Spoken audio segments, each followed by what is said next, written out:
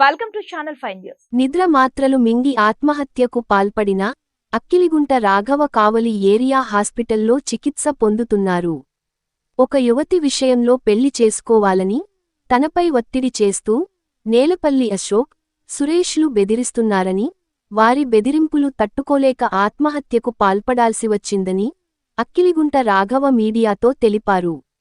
గతంలో కూడా తనపై కేసులు పెట్టించారని, పలుమార్లు పోలీస్ స్టేషన్ చుట్టూ తిప్పుతూ తనను టార్గెట్ చేశారని రాఘవ ఆవేదన వ్యక్తం చేశారు. నా పేరు రాఘవ. నేను మొన్న హైదరాబాద్ నుంచి వచ్చాను.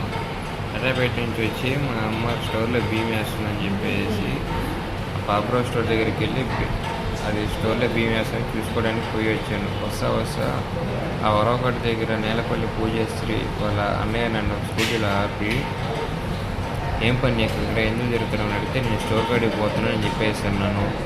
సరే మా చెల్లికి 3 monthsలో మ్యారేజ్ ఇటు పక్క తిరగమాకు ఇంకా అని చెప్పేసి అన్నాడు. సరే చేసుకో అన్నాం మ్యారేజ్. ఆ కేసులు కాదు వాపస్ తీసుకు అడిగినందుకు వాళ్ళ బావ వాళ్ళ నేలపల్లి అశోక్ నన్ను కొట్టి నా మొబైల్ నా ఫోన్ పెరుకున్నారు. నా మొబైల్ ఫోన్ దేనికి పెరుకున్నాను అని చెప్పేసి అడిగినందుకు దీంట్లో మా సిస్టర్ ఫొటోస్ ఉన్నాయంటగా డిలీట్ చేయన్నాడు. సరే ఫొటోస్ ఏం లేవన్నా, ఏమైనా డిలీట్ చేసుకున్నా అని చెప్పేసి నేను అన్నాను.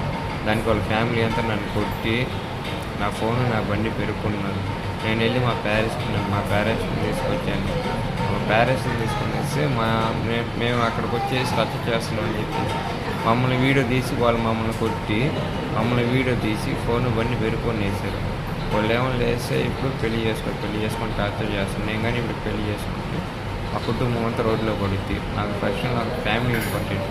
మా ఇంట్లో వాళ్ళని చూసుకునేది నేను, మా ఇంటికి పెద్దను నేను పెళ్లి చేసుకుంటే మా ఫ్యామిలీని ఎవరు చూసుకుంటారు? నన్ను ప్రతిసారి టార్చర్ చేస్తున్నారు వాళ్ళు. అవతల పూజేశ్రీ వాళ్ళ ఫ్యామిలీ, నేలపల్లి అశోక్, సురేష్ వీళ్ళిద్దరే నన్ను టార్చర్ చేస్తున్నారు. నువ్వు చచ్చిపో ఫస్ట్ అని చెప్పేసి నన్ను టార్చర్ చేస్తున్నారు. మేము పోలీస్ స్టేషన్లో మేము కంప్లైంట్ ఇచ్చాం కానీ మా కేసు తీసుకోకుండా పోలీసు వాళ్ళు కేసు తీసుకుంటున్నారు. మేము ముందుగానే రిపోర్ట్ ఇచ్చాము పోలీసులకి. మేము కేసు పెట్టాం. మేము పెట్టిన కేసుకి ఏం యాక్షన్ తీసుకోలేదు. వాళ్ళు పెట్టిన కేసుకి యాక్షన్ తీసుకుంటున్నారు.